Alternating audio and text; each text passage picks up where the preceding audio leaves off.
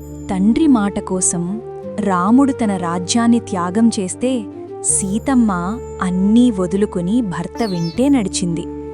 ఒకరి లక్ష్యం కోసం మరొకరు అండగా నిలవడమే ఆదర్శ దాంపత్యం. మనసులిచ్చి పుచ్చుకున్నాక ఎన్ని కష్టాలు ఎదురైనా కలిసి ఎదుర్కోవాలి, కడగరకు కలిసి నడవాలి.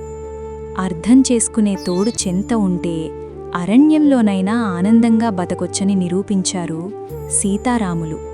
వారు నడిచిన మార్గం అందరికీ ఆదర్శప్రాయం. బలమున్నవాడే గొప్పోడైతే వాలిని మించిన బలవంతుడు లేడు.